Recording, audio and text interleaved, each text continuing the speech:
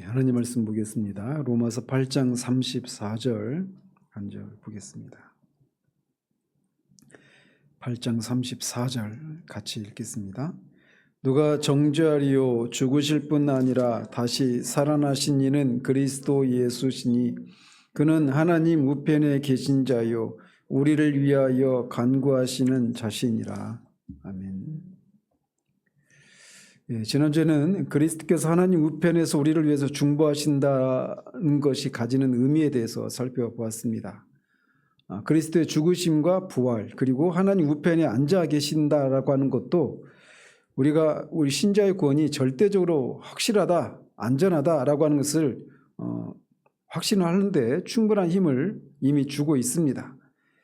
그렇지만 그리스도의 중보, 이 중보는 신자들에게 가장 큰 확신을 주는 사실이라고 말씀을 드렸습니다. 주님은 대제사장으로서 대제사장의 직무가 크게 두 가지가 있다고 그랬죠. 하나는 죄인들을 위한 속죄 제사를 드리는 것이고 또 하나는 속죄 제사의 그 피를 가지고 지성소에 들어가서 속죄 제사를 받아주실 것을 하나님께 간구하는 것. 그래서 속죄 제사를 드리는 것과 그 피를 근거로 중보기도를 하는 것, 이것이 대제사장의 두 가지 중요한 직무인데 속죄 제사를 온전히 드렸다 하더라도 그 속죄의 피를 가지고 지성소에 들어가서 하나님께 중보기도를 올려드리지 않으면 그 속죄 제사의 효력이 발휘하지 않는단 말이에요. 그런데 많은 경우에 그런데 구약의 제사장의 그 직무가 보여주듯이 참 대제사장이신 예수님이 십자가에서 자신의 생명을 그렇게 하나님께 희생제사로 속죄제사로 드림으로 말미암아 그렇게 완전한 속죄제사를 이루셨습니다. 그게 대제사장으로서 하셨던 한 가지 일이에요. 근데 거기서 그치면 안 된다라는 겁니다. 반드시 지성소에 들어가서 하나님께 속죄제사에 근거한 죄사함을 위한 간구가 필요하단 말이에요. 그래서 지성소가 상징하는 참 성소인 하늘에 올라가서 하나님 앞에 자신의 피를 가지고 죄인들을 위해서 기도하는 이것이 반드시 있어야 한다라고 말씀을 드렸습니다. 그래서 상대적으로 보면 지상에서 드리는 이 십자가를 통한 대속제사, 희생제사도 정말 중요하지만 그것 못지않게 더 중요하다고 할 수 있는 것이 하나님 보좌 우편에서 그 속죄 제사에 근거한 죄인들을 위한 간구, 중보기도 이것이 더 중요하다라고 말씀을 드렸어요. 근데 상대적으로 어떻습니까? 우리는 이 대제사장으로서 십자가에서 희생자를 드린 것에 대해서 이것에 대해서 우리가 많이 포커스를 두고 있지만 하나님 보좌 우편에서 그렇게 우리를 위해서 간구하시는 대제사장으로서 그 대제사장의 직무 중에 더 최고 절정에 해당되는 이 내용에 대해서는 우리가 그렇게 무게를 두지 않는 그런 경향이 있는데 그렇지 않다라고 말씀을 드렸습니다. 자, 그런데 어쨌든 지금 주님은 그렇게 우리의 죄사함을 위해서 예수님이 당신께서 하신 그 속죄제사의 근거에서 우리의 그 구원을 우리의 것이 되도록 하기 위해서 하나님께 기도하시는 일을 하고 계시다. 그리고 그 기도 때문에 우리가 구원을 받는 거예요. 자, 오늘은 이 그리스도의 중보가 실패할 수 없는 사실에 대해서 살펴보도록 합니다.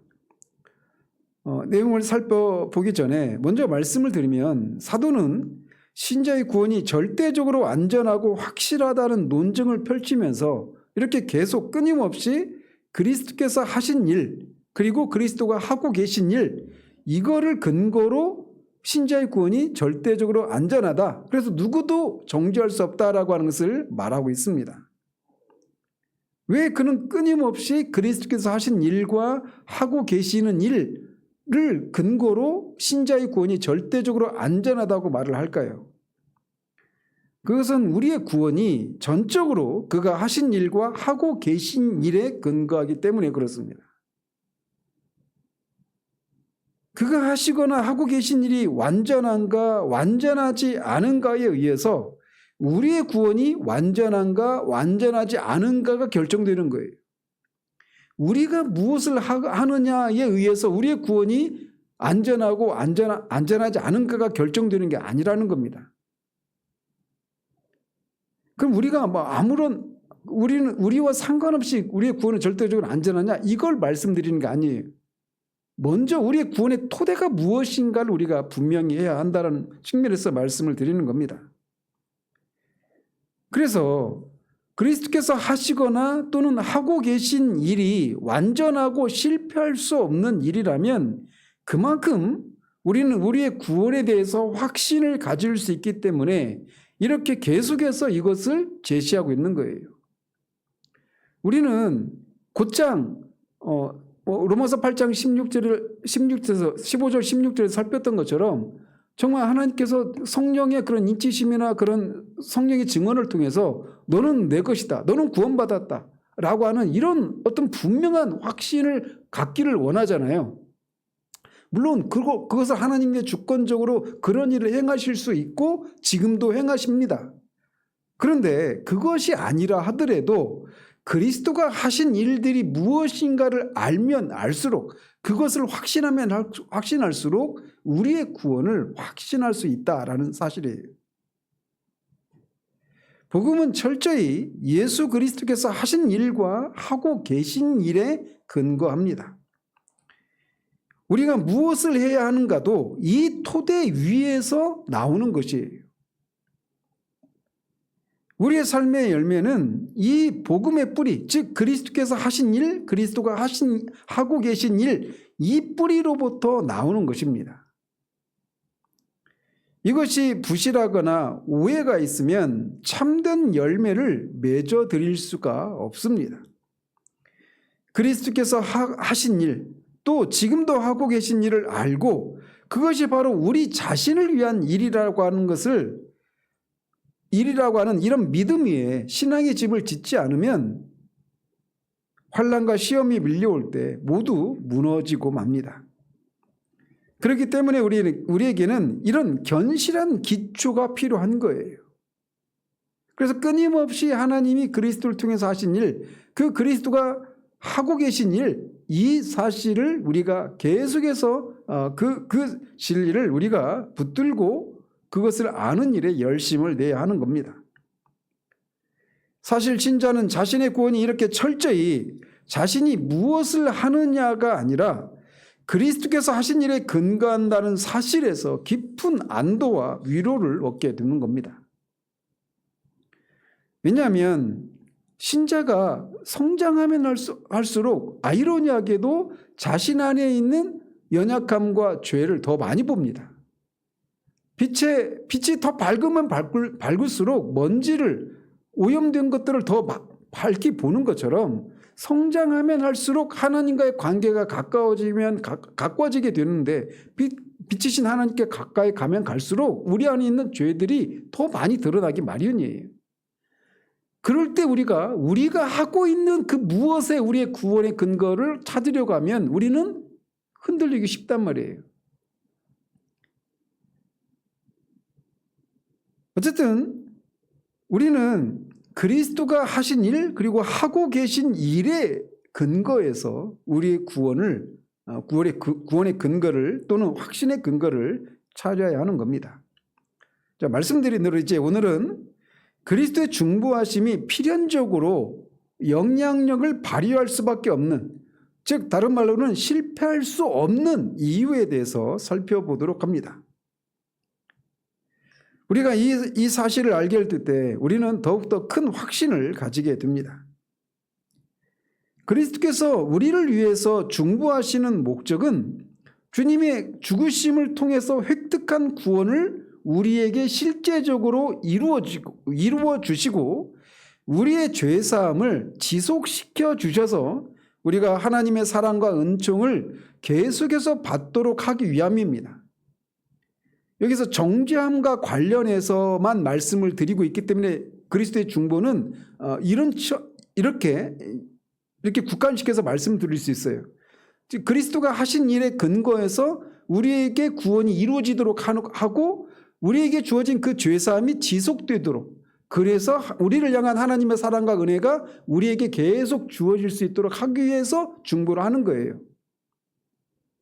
물론 나중에 이제 살피겠지만 그리스도의 중보는 우리가 하나님을 위한 선을 행하는 데 있어서도 그리스도의 중보가 절대적으로 필요합니다. 거듭난 신자들은 선을 행할 수 있죠. 그죠? 선을 행할 수 있지만 거듭난 신자들 안에도 여전히 죄로 오염되어 있단 말이에요.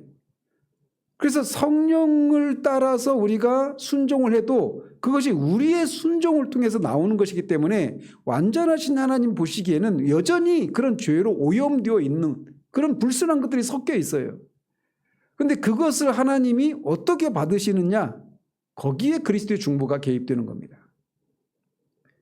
그래서 먼저는 우리가 그리스도를 통해서 하나님께 완전히 우리 존재가 받아들여졌잖아요.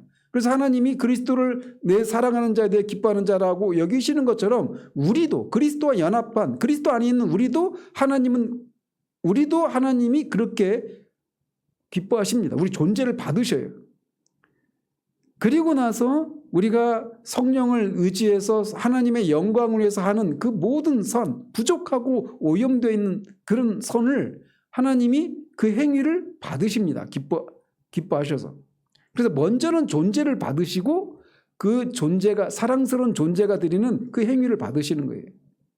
마치 부모가 자녀들의 그 서툰 어떤 그런 작품이나 이런 거 보면 자녀를 사랑하기 때문에 자녀가 행하는 그림을 그린다면 그 그림이 서투른 그런 그림임에도 불구하고 그 그림을 막 기뻐하고 받아주는 것처럼.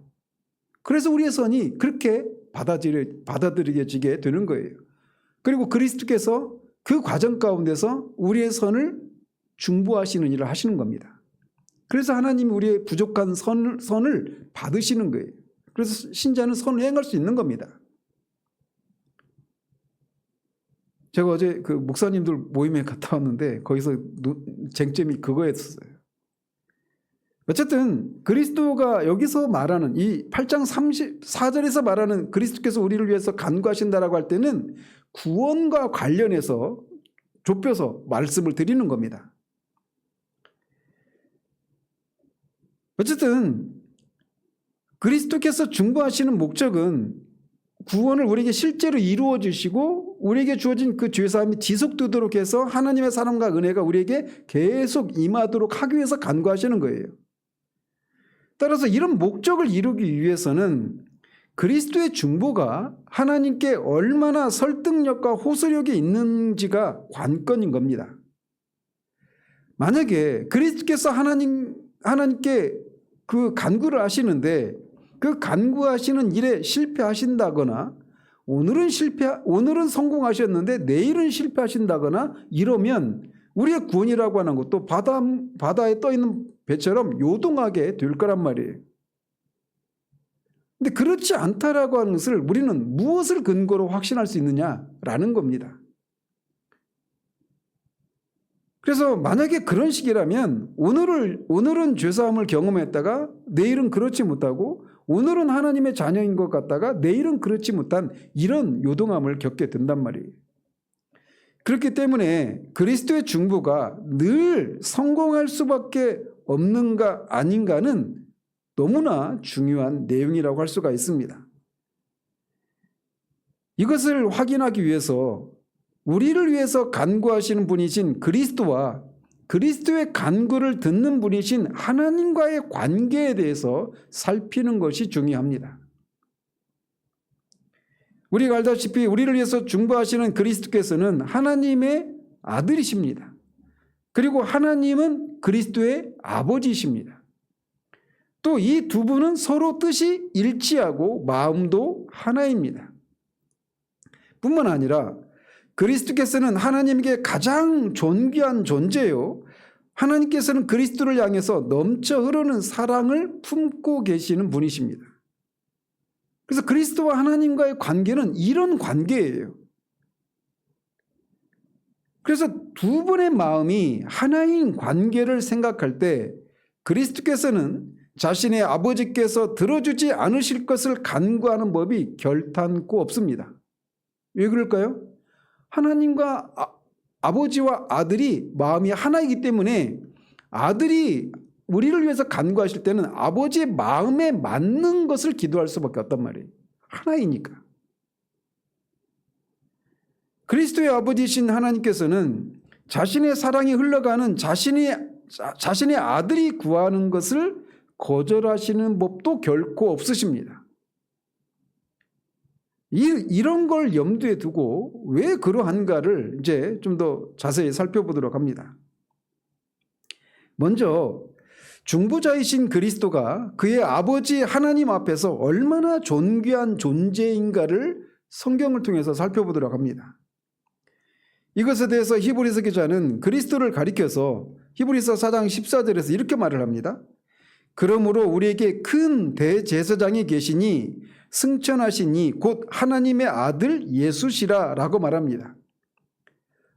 우리에게는 대제사장이 계신다고만 말하지 않고 어떤 대제사장이라고 말합니까?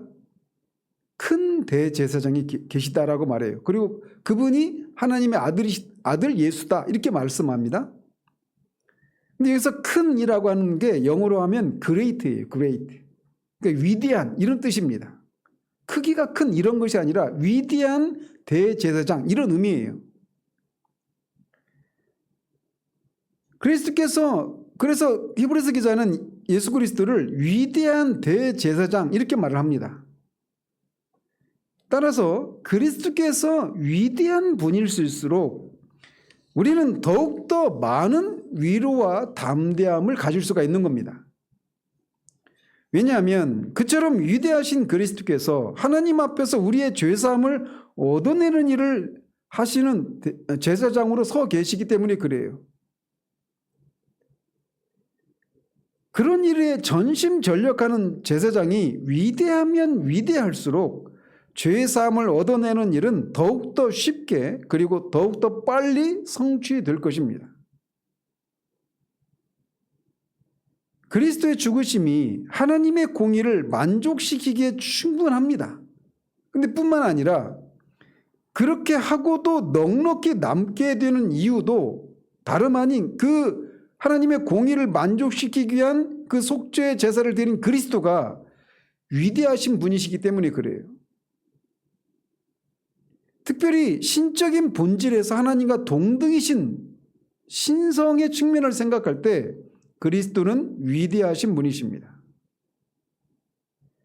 그런 위대하신 분이 우리를 위해서 죽으셨기 때문에 우리의 구원에 그토록 큰 영향력을 발휘하는 거예요. 단지 십자가에서 6시간의 고난을 받으시고 죽으셨습니다. 그런데도 그 6시간의 이 십자가의 고난이 그리스도 이전과 그리스도 이후의 모든 구원받은 자들의 모든 죄를 사하실 수 있는 어마어마한 효력을 발휘할 수 있는 것이 그리스도가 위대하신 분이시기 때문이에요. 신성의 측면에서 말이에요. 그래서 우리는 그리스도의 죽으심에 입각해서 누가 정죄하리요? 죽으신 이는 그리스도 예수시니라고 담대하게 외칠 수 있는 겁니다. 우리의 죄까지도 다 2000년 전에 그 한 번에 드려진 제사의 효력이 우리에게까지도 미치고 이후에 모든 믿는 사람들에게도 미친다라고 말할 수 있는 것은 그 속죄 제사를 드린 분의 위대함에서 그렇게 말할 수 있는 거예요. 그것을 생각할 때 그리스도의 죽으심을 생각할 때 누가 정죄할 수 있겠느냐 이렇게 말할 수 있는 거죠.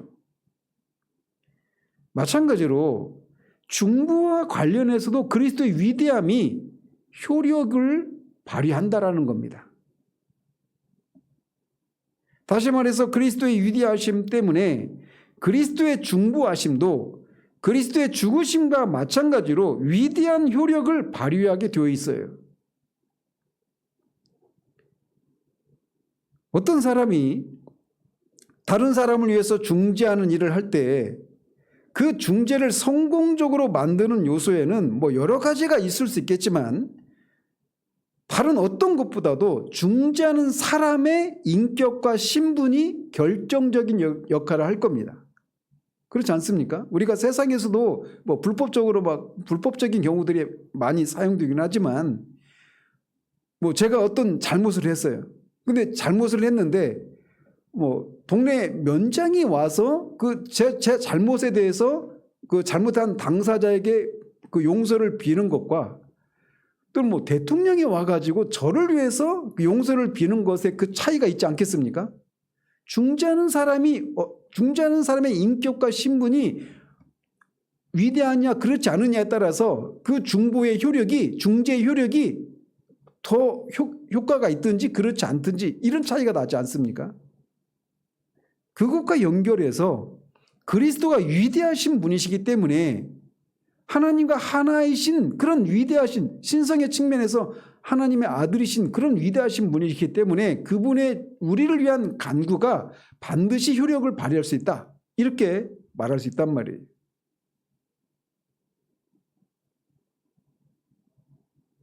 아까도 잠시 생각을 하는데 제가 잠깐 예를 들어드렸지만 우리가 잘못을 한 대상이 만약에 제가 트럼프를 만날 일이 없지만 아무튼 트럼프에게 뭔가 제가 잘못을 했다고 쳐요.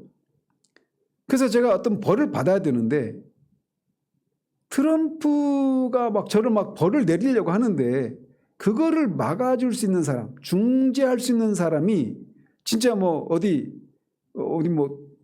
이 시장에 가서 중재를 하면 그 중재를 받아줄까요? 어느 정도나 돼야 그 트럼프가 저를 벌을 내리려고 할 때 중재자로 나서서 저를 이렇게 면제해 줄 수 있는 그런 역할을 할 수 있을까요? 최소한 트럼프보다 높거나 또는 동등한 정도의 사람이 가야 먹힐까 말까죠. 근데 우리는 하나님을 향해서 우주의 왕이신 하나님을 향해서 죄를 지은 거란 말이에요. 그렇기 때문에 그 하나님 앞에 죄를 지은 우리가 하나님으로부터 용서를 받기 위한 중보자는 반드시 하나님보다 뛰어나시거나 하나님과 동등이셔야만 하는 겁니다. 죽으심에 있어서도 그러한데 중보하심에 있어서도 그렇다라는 겁니다. 우리의 중보자 그리스도는 그렇게 위대하신 분이시라는 거예요. 그래서 큰 대제사장이다 이렇게 말한단 말입니다. 그렇기 때문에 그분의 그 중보하심은 반드시 효력이 있을 수밖에 없다라고 말을 하는 거예요. 어쨌든 이와 같이 그리스도의 위대하심도 그리스도의 중보를 효력 있게 만드는 데 있어서 반드시 영향력을 발휘하게 되어 있습니다. 그렇다면 그리스도가 이렇게 하나님 앞에서 위대하신 분일 수밖에 없는 이유는 또 무엇일까요? 몇 가지가 있는데 첫 번째로는 그리스도께서는 하나님과 부자 관계에 있기 때문에 하나님 앞에서 위대한 분이실 수밖에 없습니다. 그리스도는 하나님의 독생하신 아들이십니다. 그렇기 때문에 그리스도께서는 하나님 앞에서 간구하는 모든 것을 다 얻으실 수밖에 없습니다. 이런 사실은 히브리서 가운데 그리스도의 제사장 직분 중 중보하심을 언급하는 거의 모든 구절들에서 꾸준하게 표현되어 있어요. 이 사실이. 그래서 앞에서도 인용해드린 히브리서 4장 14절 말씀이 그 하나인데 그러므로 우리에게 큰 대제사장이 있으니 승천하신 자 곧 하나님 아들 예수시라 우리가 믿는 도리를 굳게 잡을지어다 라고 말합니다. 하나님의 아들이 우리의 대제사장이기 때문에 히브리서 기자는 이어지는 16절에서 이렇게 말을 해요. 그러므로 우리는 긍휼하심을 받고 때를 따라 돕는 은혜를 얻기 위하여 은혜의 보좌 앞에 담대히 나아갈 것이니라 라고 말합니다. 우리가 은혜의 보좌 앞에 담대히 나아갈 수 있는 근거가 뭐냐? 우리에게 있는 큰 제사장이 큰 대제사장인데 그분이 하나님의 아들이신 분이시기 때문이다. 이렇게 말하는 겁니다.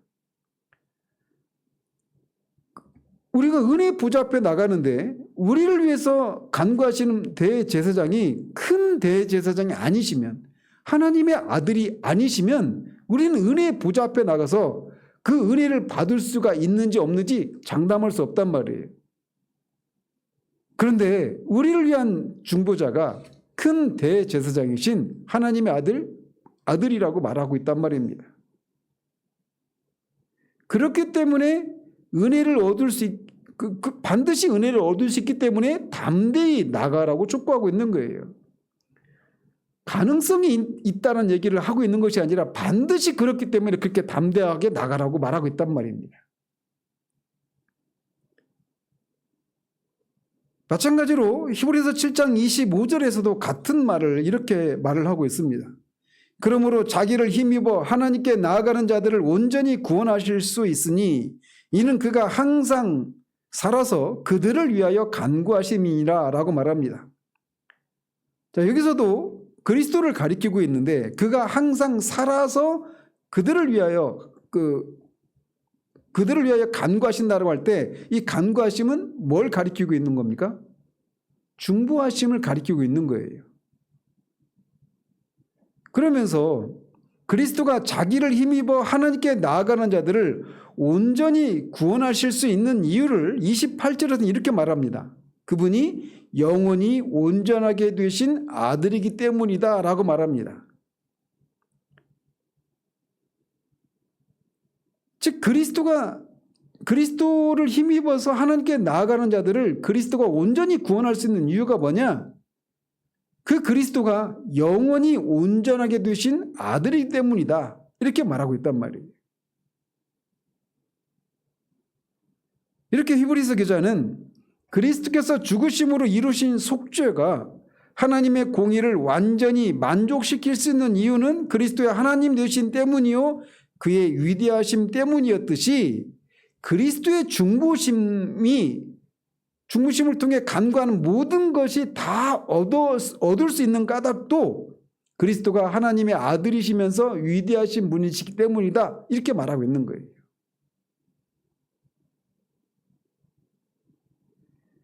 그런데 이처럼 그리스도께서 중보하실 때마다 하나님의 아들이 되신다는 이 사실은 언제나 현재적으로 존재하고 지속된다는 면에서 대속을 위한 그리스도의 순종과는 다릅니다.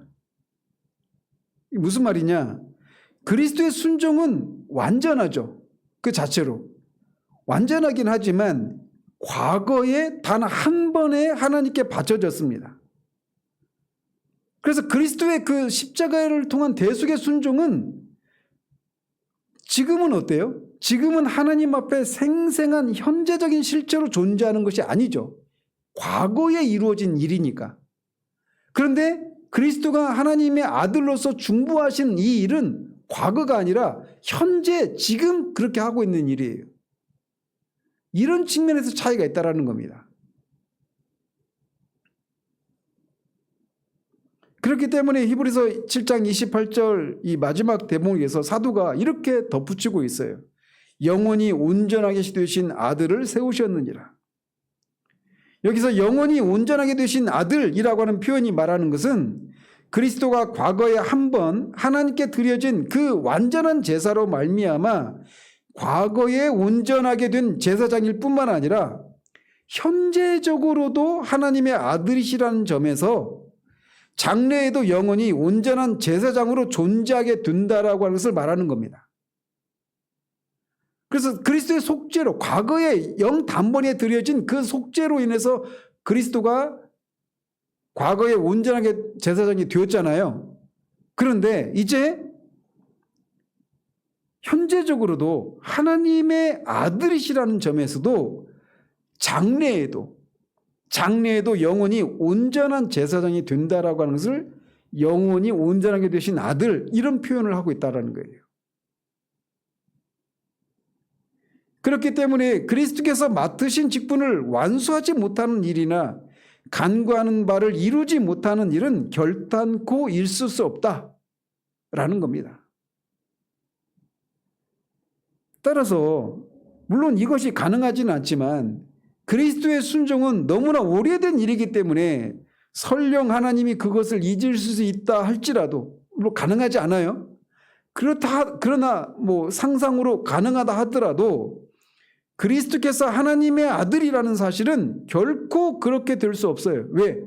그리스도가 하나님의 아들이라고 하는 사실은 과거가 아니라 현재이기 때문에. 여러분, 이 사실이 얼마나 우리에게 큰 위로가 되는지 아시겠습니까? 그리스도께서 하나님의 아들이시라는 사실은 언제나 계속되는 겁니다. 그래서 그 자체로 하나님께 설득력을 발휘해서 간구하는 모든 것을 얻기에 충분합니다. 영원히 그가 하나님의 아들의 자격으로 대제사장의 직분을 감당하기 때문에 그가 간구하시는 것은 항상 성공한다라는 거예요. 여기에 우리의 구원의 안전이 있는 겁니다. 영원히 하나님의 아들이신 분이 우리를 위해서 하나님께 간구하고 있어요. 그렇기 때문에 그의 간구는 결코 실패할 수가 없다라는 겁니다. 하나님의 아들로서 하나님과 아들의 그 관계를 생각하면 아들의 간구는 항상 성공할 수밖에 없다라는 거예요. 그리스도는 요한복음에서 자주 말씀하신 것처럼 아버지와 하나이신 분이십니다. 그렇기 때문에 만일 그리스도의 아버지께서 그리스도의 간구 중 어느 것 하나라도 부인하시게 되면 하나님은 더 이상 그리스도와 하나가 아니게 되는 겁니다. 무슨 말씀인지 아시겠어요? 그렇기 때문에 그리스도의 간구는 항상 하나님께 들으신 바 되는 거예요. 왜? 만약에 거기서 하나라도 들으시는 일이 하나님이 듣지 않으신다면, 그리스도의 간구가 실패한다면 하나님과 그리스도는 하나가 아니게 되는 거예요. 근데 하나가 아닌 일이 일어날 수가 없잖아요. 존재론적인 문제이기 때문에 그리스도와 하나님은 언제나 하나이십니다. 한 분이십니다. 그렇기 때문에 그 사실을 인해서도 그리스도의 간구는 항상 아버지께 들으신 바 되는 거예요. 거듭 말씀드리지만 여기에 우리의 안전이 있는 겁니다. 그리스도의 죽으심을 통해 이루신 구원이 실제로 우리에게 미치는 일은 그의 중보하심을 통해 가능하다고 했죠. 속죄제사를 근거로 중보하심을 통해 그 속죄제사 효력이 우리에게 발생하는 거란 말이에요. 그래서 간구하시는 것이 반드시 필요하단 말입니다. 그런데 이 중보하심에서 늘 들으신 바 되기 때문에 우리는 늘 구원의 실제를 누릴 수 있는 거예요. 그렇다면 그래서 그리스도가 하나님의 아들이시기 때문에, 항상 하나님의 아들이시기 때문에 그가 드리는 간구는 항상 들으신 바 되는 거예요. 그렇다면 그리스도는 하나님께 어떤 아들이라고 말을 합니까? 하나님께서는 그리스도에 관해서 마태복음 11장 5절에 즉 변화산상 가운데서 제자들에게 이렇게 말씀하셨어요. 베드로와 야고보와 요한에게 이렇게 말씀하셨습니다. 하나님이 이는 내 사랑하는 아들이요 내 기뻐하는 자니 너희는 그의 말을 들으라 이렇게 말씀하셨어요. 그래서 그리스도의 말씀을 들으라고 하나님이 제자들에게 말씀하셨는데, 그런데 이 말씀은 이런 의미도 담겨 있다는 겁니다. 하나님 자신도 그리스도가 자신의 아들이라는 사실 때문에 그리스도를 너무나 기뻐해서 그리스도가 구하는 모든 것을 기꺼이 들어주실 마음을 품고 계신다라는 거예요. 이 말씀은. 이는 내 사랑하는 자요 내 기뻐하는 자니 너희는 그의 말을 들으라. 이 명령은 제자들에게 하신 말씀이잖아요. 하나님이. 근데 이 말씀을 통해서 하나님이 또 뭘 드러내고 계신 거냐면, 우리에게 그리스도의 말씀을 들으라고 하셨지만 사실 하나님 자신이 그리스도의 말을 기꺼이 들으시는 분이시다라고 하는 것을 이 말씀을 통해 나타내고 있다는 겁니다. 그러니까 이는 그리스도가 하나님에게 사랑하는 자여 내 기뻐하는 자니까 너희는 그의 말을 들으라. 이 말씀은 이 말씀도 된다라는 거예요. 즉 이는 내 사랑하는 자여 내 기뻐하는 자니 나도 그의 말을 기쁘게 들을 것이다. 이 말씀, 이 의미도 담겨 있는 명령이라는 겁니다. 그래서 그리스도께서 왕위에 오르셨을 때 하나님께서는 그리스도에게 내게 구하라 내가 열방을 유업으로 주리니 라고 말씀하셨던 겁니다. 하나님께서는 그리스도를 얼마나 기뻐하시는지 설령 그리스도께서 죽으신 적도 없고 율법을 순종하신 일도 없다 할지라도 그가 하나님의 아들이라고 하는 그 단 한 가지 이유 때문만이라도 그리스도가 간구하는 것을 모두 들으십니다. 그리스도가 십자가에서 우리를 위해서 대속해 죽으심을 죽는 일이 없어도 또 그리스도가 전 생애를 다해서 우리를 위해서 율법을 지키시는 그 순종을 하시지 않아도 그리스도가 하나님의 아들이라고 하는 그 사실 하나 때문만이라도 하나님은 언제나 그리스도의 간구를 들으신단 말이에요. 그만큼 그리스도를 사랑하고 기뻐하십니다. 이처럼 하나님께서는 그리스도의 간구를 어느 것 하나라도 거절하실 수가 없습니다. 그러므로 설령 그리스도께서 하나님의 아들이라는 사실 이외에 그리스도가 중보자의 자격, 즉 그리스도가 우리를 위한 대속의 죽으심을 죽으시고 우리를 위해서 율법을 지키시는 이런 순종함이 없어도 그냥 단지 그가 하나님의 아들이라고 하는 사실 하나만으로도 하나님은 언제나 그의 간구를 들으신단 말이에요. 그러니까 우리를 위해서 간구하시는 분이 하나님의 아들이시다 라고 하는 그 사실을 우리가 기억하면 우리의 구원을 위한 그의 간구는 언제나 하나님이 들으신다라고 하는 것을 우리가 확신할 수 있단 말이에요. 그리고 그것은 변할 수가 없습니다. 왜? 우리를 위해서 간구하신 하나님의 아들이 아니게 되는 일이 일어날 수가 없어요. 그리고 또 그 아들을 향한 하나님의 마음이 변하는 일도 일어날 수가 없는 거예요. 그래서 하나님과 그리스도와의 그 관계, 하나님 아버지와 하나님의 아들이라고 하는 그 관계, 이것만 생각해도 우리를 위해서 우리의 구원을 위해서 기도하시는 주님의 기도가 결코 실패할 수가 없다라고 말할 수 있단 말이에요.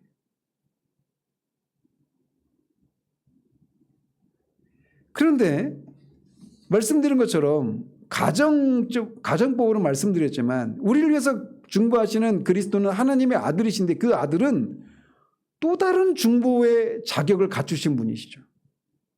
뭐예요? 우리를 위해서 순종하신 분이십니다. 그리스도께서는 중보의 근거가 없는 중보의 근거가 될 만한 어떤 순종, 이것이 없어도 하나님의 아들이시기 때문만이라도 그의 간구가 반드시 하나님께 들으신 바 되는데 거기에 더해서 이 그리스도는 자신의 아버지께 모든 순종을 다한 아들의 자격으로 중보하신다라는 겁니다. 아들의 자격으로만으로도 모두 들으시는데 그 아들이 어떤 아들이냐? 순종을 하신 아들이라는 거예요. 순종을 하시되 가장 즐거운 마음으로 기꺼이 행한 아들의 자격으로 중보하시는 분이십니다. 따라서 이런 순종을 통해서 중보할 근거를 가진 아들이 중보할 때 그 중보는 얼마나 성공할 수밖에 없느냐라는 겁니다. 아들이시기만 하다라고 하는 그 사실만으로도 언제나 성공할 수밖에 없는데 그 아들이 순종을 한, 그래서 중보자의 자격을 갖춘 아들로서도 간구하니 그 간구가 얼마나 더 성공할 수밖에 없느냐라는 겁니다. 이런 순종을 한 그리스도의 중보가 얼마나 큰 효력을 발휘하는지에 대해서 히브리서 5장 8절 10절에서는 이렇게 말을 합니다. 그가 아들이시면서도 받으신 고난으로 순종함을 배워서 온전하게 되셨은즉 자기에게 순종하는 모든 자에게 영원한 구원의 근원이 되시고 하나님께 멜기세덱의 반차를 따른 대제사장이라 칭하심을 받으셨느니라 라고 말합니다. 계속 말씀드린 것처럼 우리를 위해서 간구하시는 그리스도는 하나님의 아들로서 하나님께 기도하셔요. 그래서 하나님의 아들이라고 하는 그 자격만으로도 언제나 하나님께 들으신 바 되는데 여기서 말하고 있는 것처럼 그리스도는 고난을 통해 하나님께 순종한 일 때문이라도 더 깊은 차원에서 온전한 대제사장이 되신 분이라는 겁니다. 그렇기 때문에 아버지를 위한 순종을 한 아들로서 간구하시니 그 간구가 얼마나 더 큰 효력을 발휘할 수 있겠느냐라는 거예요. 이처럼 그리스도의 중보로 하여금 효력을 발휘하도록 만들어주는 이 두 가지 원인 뭐예요? 그리스도가 하나님의 아들이시다라는 것. 그런데 그 아들이 아버지께 순종을 한 아들이라는 겁니다. 이 두 가지 사실이 그의 간구가 항상 들으신 바 된다라는 거예요. 실패하는 일은 없습니다.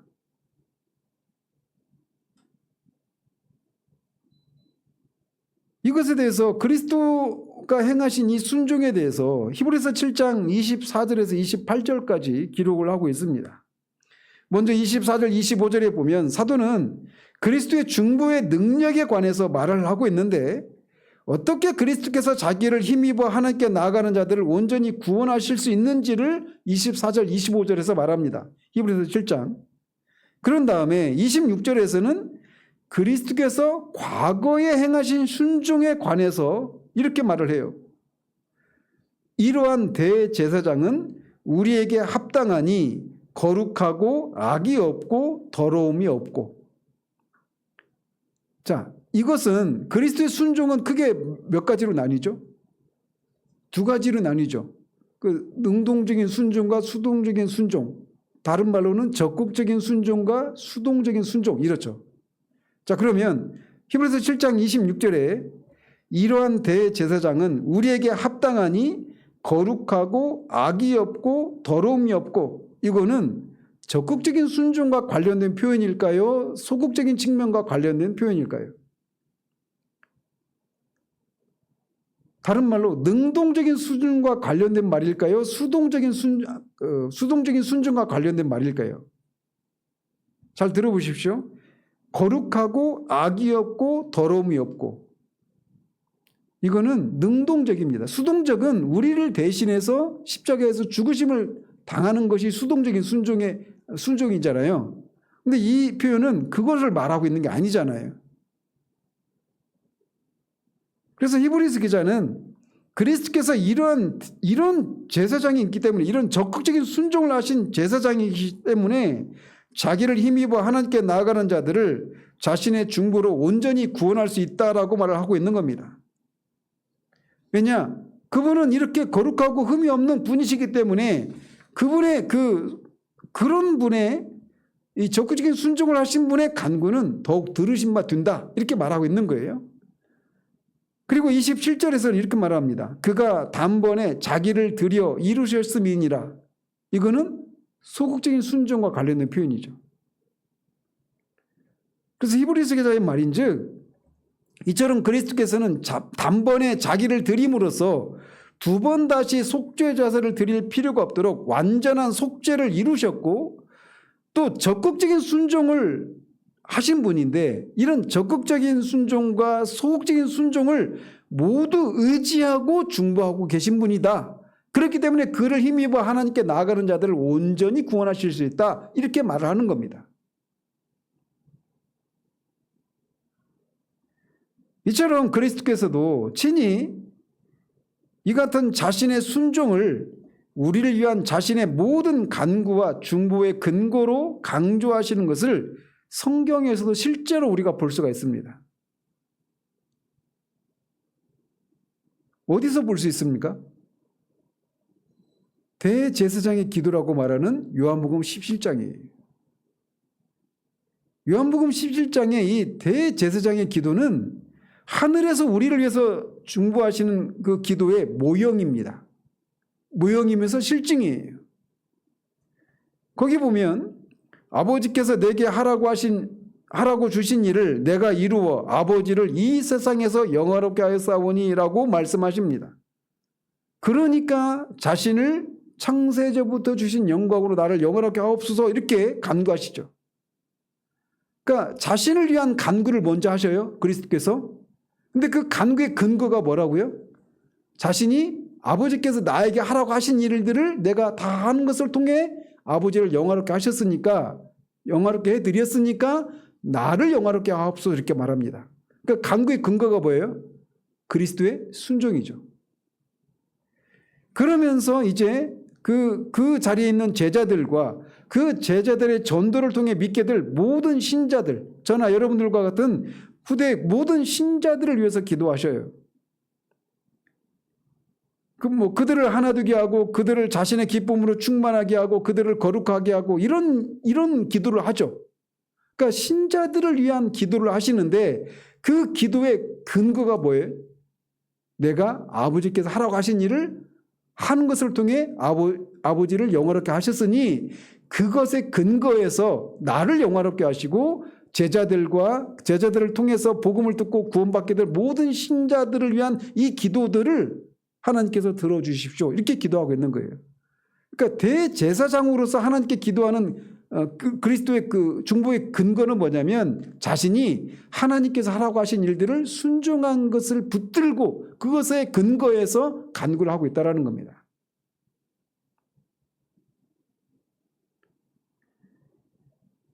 그런데 여기서 그러니까 먼저 두 가지예요. 지금까지 아들의 간구가 그리스도의 간구가 실패할 수 없는 첫 번째 원인은 그가 위대하신 분이시기 때문이라는 거예요. 그리고 또 하나는 그분이 하나님의 아들이시라는 것 때문입니다. 그리고 또 하나는 그분이 하나님의 아들이실 뿐만 아니라 온전한 순종을 하신 분으로 순종을 하신 아들의 자격으로 간구하시기 때문에 실패할 수 없다라는 겁니다. 막 점점 더 더해지죠. 그 간구가 실패할 수 없는 이유가 더해지고 있지 않습니까? 그리스도가 위대하신 분 대제사장이시다라고 하는 이 사실 하나만으로도 그의 간구는 절대 실패할 수가 없어요. 근데 뿐만 아니라 그분은 하나님의 아들이시라는 겁니다. 하나님과 아버지와 하나이신 분. 그래서 그분의 간구가 만약에 하나라도 하나님께서 듣지 않으시면 아버지와 아들이 하나가 되지 않아요. 그런 일은 있을 수가 없잖아요.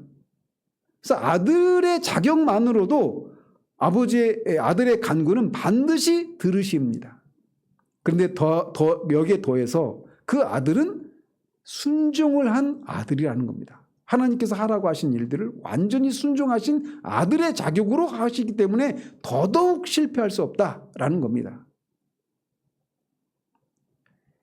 그런데 그래서 그리스도는 항상 그 자신의 순종을 근거로 그렇게 간구하시는데 여기서 우리가 그리스도께서 자신이 이루셨다고 말씀하시는 이 순종과 관련해서 두 가지를 생각해 볼 수가 있습니다. 이것을 알면 더욱더 그리스도의 간구가 실패할 수 없다라고 하면서 확신할 수 있어요. 첫째로는 그리스도가 하신 순종의 가치를 생각해 볼 때 그렇습니다. 그 또 하나는 뭐냐면 그 순종이 하나님으로부터 얼마만큼의 은총과 은혜를 받을 수 있는지, 순종의 가치가 얼마나 큰지 이 사실 하나와 그 순종에 대한 하나님의 일종의 보상이 얼마나 큰가 이 두 가지를 생각해 볼 때도 그리스도의 간구가 실패할 수 없다는 사실을 우리가 확신할 수 있다는 거예요.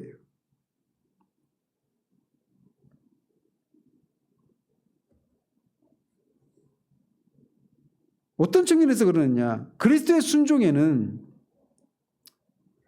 하나님의 모든 요구를 완전하게 순종하신 것입니다. 그리스도의 순종은. 그런데 여기에 그 사실 하나만으로도 그 아들의 간구가 반드시 하나님 아버지가 들으셔요. 근데 여기에 한 가지 더 탁월한 것이 더해지는데 그게 뭐냐면 그리스도의 모든 순종이 그리스도의 아버지신 하나님을 위하여 이루어졌고 하나님 아버지의 요청에 따라 행해졌다는 점에서 그리스도는 자신의 아버지로부터 은혜와 은총을 받을 만한 자격이 더 많다라는 사실이에요. 인간 세상에서도 그렇죠. 어떤 사람이 선행을 했다면 그것은 당연히 칭찬을 받고 어떤 보상을 받을 만한 조건이 되죠. 그런데 만일 그 사람이 그냥 단순히 선행을 행한 것이 아니라 자신의 아버지를 위해서 그리고 아버지의 요청에 따라서 그렇게 선행을 한 것이라면 그 사람은 아버지로부터 칭찬을 받을 자격이 더 많아지기 마련입니다. 이건 매우 당연한 논리죠. 그런데 이처럼 그리스도의 순종의 가치를 계산하고 그것에 대한 합당한 보장을 주는 방법도 당연히 그래야 한다는 겁니다. 그리스도가 아버지께 순종을 하셨잖아요. 근데 그 순종이 어떤 순종이냐면 히브리서 10장 9절에 있는 말씀처럼 보시옵소서 내가 하나님의 뜻을 행하려 왔나이다 라고 말하고 있습니다. 즉 그리스도가 이 완전한 순종을 한 이유가 뭐냐면 아버지께서 그것을 요청하셨기 때문입니다.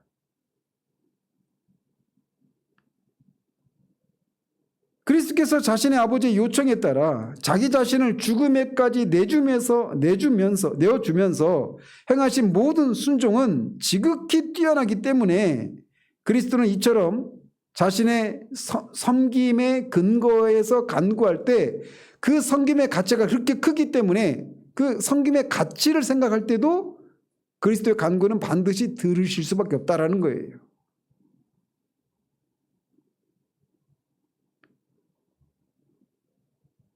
하지만 이거보다 더 우리에게 큰 위로를 주는 또 다른 요소가 있습니다. 그게 뭐냐면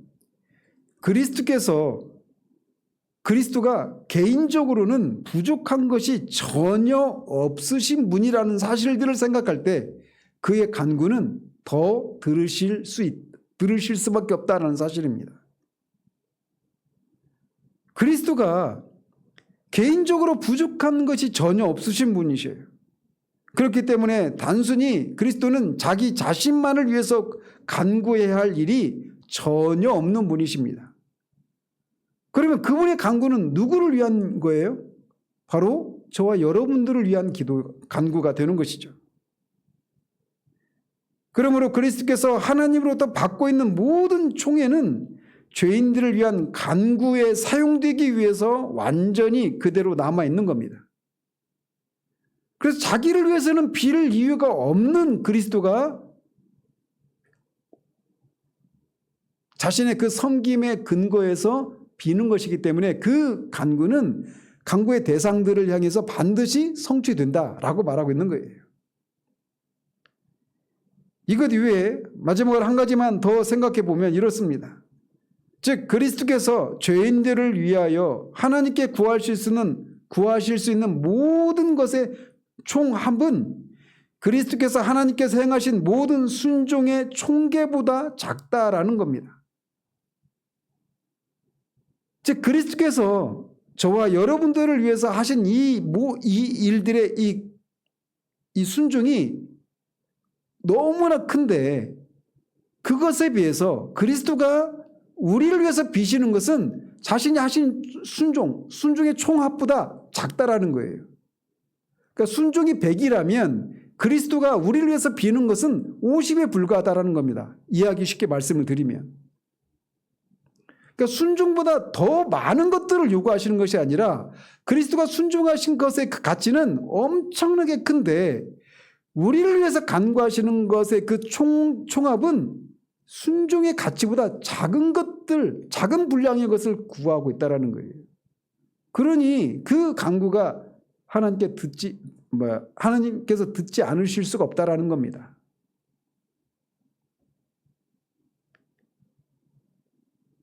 우리에게 생명을 주시고 우리의 죄를 사해 주시고 우리에게 구원을 주시는 것들, 이런 것들은 그리스도의 순종에 대한 충분한 완전한 보상이 아니라는 거예요. 왜? 그리스도의 순종은 이것들보다 훨씬 크다라는 겁니다.